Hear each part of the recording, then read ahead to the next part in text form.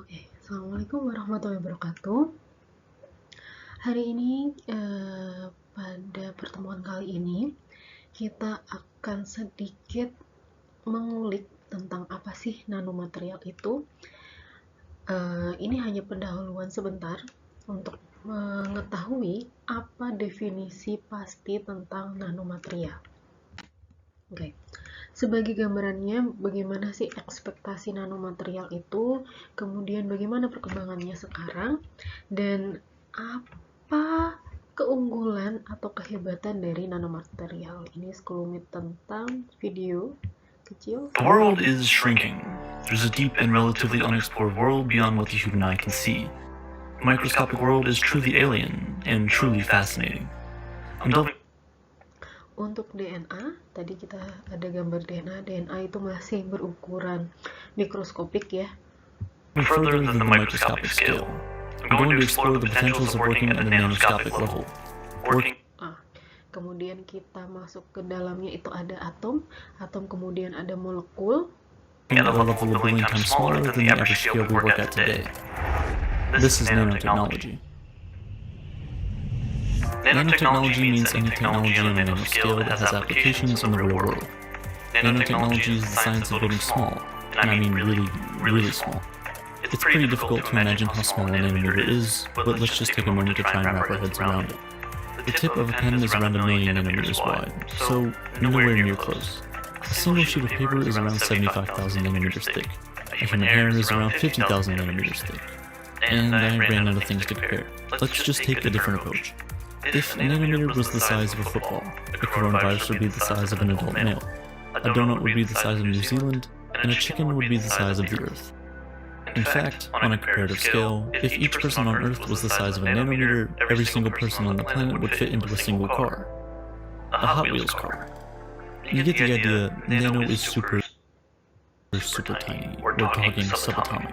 So that's how big, or rather small, a nanometer is. But why does it matter? Why look at really small things? Well, they ultimately teach us about the universe that we live in, and we can do really interesting things with them. When we move into the nanoscale, we can work with new domains in physics that don't really apply at any other scale. Nanoscience and nanotechnology can be used to reshape the world around us. Literally.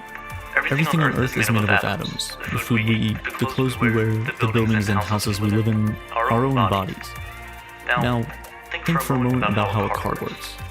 It's not only about having all the right parts, they also need to be in the right place in order for the car to work properly. This seems obvious, right? Well, in pretty much the same way, how the different atoms in something are arranged determines what pretty much anything around you does. With nanotechnology, it's possible to manipulate and take advantage of this, much like arranging Lego blocks to create a model building or airplane or... Oke, itu gambaran sedikit tentang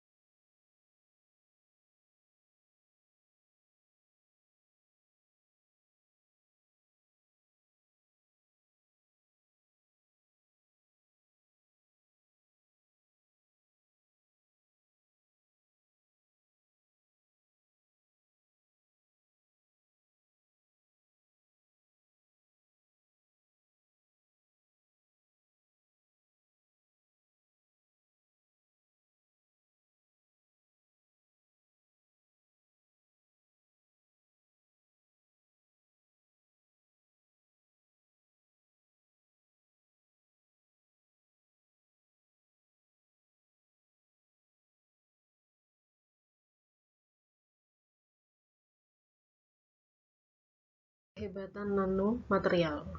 Nanomaterial banyak dikembangkan yang awalnya untuk elektronik ya, teknologi elektronik, kemudian sampai berkembang untuk ke arah medicine. Nanostructure, yang kenapa sih kita disebut sebagai nanostructure? Apa dasarnya kita harus mengembangkan atau peneliti kini sedang mengembangkan ke arah nanomaterial? Karena nanomaterial sendiri itu berarti kan suatu material yang kita punya yang bulky dibagi-bagi lagi menjadi spesies-spesies yang terkecil lagi, dan nanomaterial ini adalah yang paling terkecil sekarang ini ya, baru dikembangkan. Keunggulannya karena luas permukaannya dia semakin besar. Oleh karena itu, semakin kecil suatu partikel atau spesies atau spesimen ini yang makin kecil, maka dia akan berpengaruh pada sifat yang mengikutinya. Entah itu sifat optik, entah itu sifat mekaniknya, entah itu sifat biologinya. Itu semua akan berpengaruh.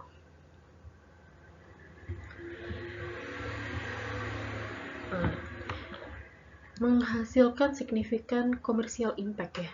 Karena memang kehebatannya, kalau misalnya untuk kapasitor, dia menyimpan dengan volume yang kecil, dia dapat menyimpan yang sangat besar dibandingkan dengan kalau zaman dahulu itu kita masih berukuran makro gitu ya. Sama seperti handphone dulu kan tebal, sekarang semakin tipis gitu. Nah, di zaman dulu, di era dulu kita masih mempelajari tentang makro. Kemudian berkembanglah mikro. Di mikro dulu masih ini ya, inovasinya DNA sintesis. Kemudian sampai di abad 20 itu berkembanglah material yang berskala nanomaterial atau nanokomposit. Dimana rambut tadi ya masih 50.000 kali ya. Ingat saya 50.000 kali nanometer. Kemudian ini adalah gambaran dari single wall carbon nanotube. Karbon nanotube lah. Kalau karbon biasanya kan dia bersifat toksik ya. Toksik. Namun kalau berskala nano bagaimana, Bu?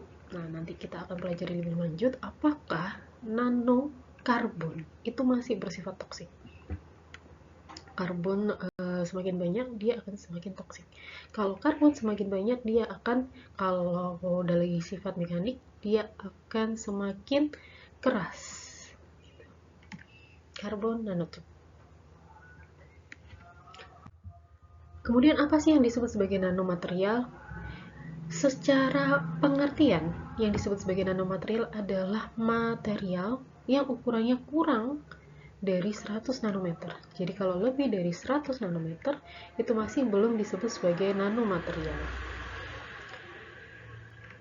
Atau kalau di atas 100 nanometer berarti dia masuk bersifat mikromaterial, gitu ya.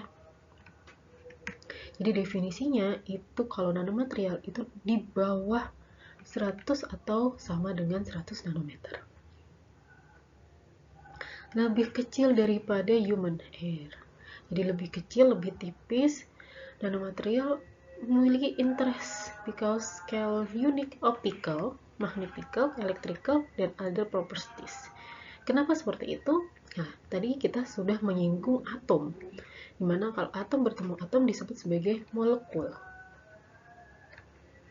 Kalian bayangkan, kalian juga belajar grand boundary ya. Grand boundary. Jangan dilupakan ya grand boundary. Grand boundary adalah susunan dari orientasi kristal yang sama.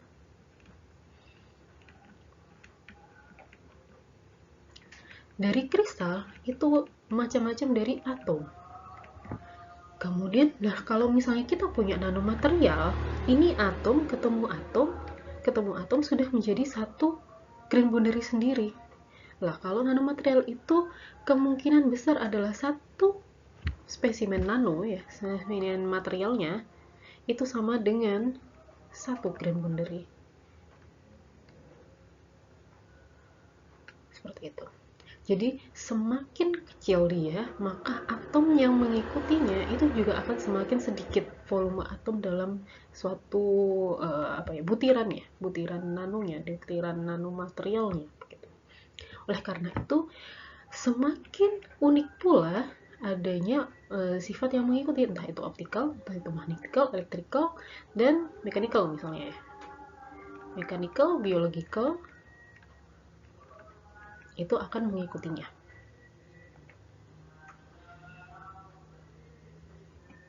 Kenapa seperti itu? Ini tadi, karena atom-atomnya juga akan semakin banyak yang berinteraksi. Luas permukaannya kan semakin besar ya. Semakin kecil materialnya, maka luas permukaannya semakin besar. Maka paparan atau interaksi, potensi interaksi antara material ini dengan lingkungan pun semakin besar.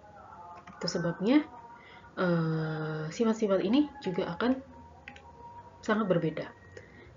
Hal ini juga kalau misalnya kita mengkerucutkan dari sisi atomnya ya, dari sisi atom berarti kan kalau misalnya ada stimulus dari luar, yang terkena pertama kali itu adalah perubahan si posisi orbital dari elektron. Nah, itu nanti akan belajar dari kuantum teori. Seperti itu. Jadi ada hubungannya nanomaterial ini terhadap kuantum. Bagaimana kalau misalnya kita memberikan paparan dari luar, energi dari luar, maka si elektron itu entah itu dia mengemisi atau mengeksitasi, entah itu menyerap atau melepaskan energi. Yang mana dia akan melepaskan energi dan energi itu ditangkap, itulah yang nantinya akan berubah menjadi sifat optikal, elektrikal, dan lain sebagainya. Oke, segitu dulu untuk pengenalan nanomaterial. Sampai berjumpa di pertemuan selanjutnya. Wassalamualaikum warahmatullahi wabarakatuh.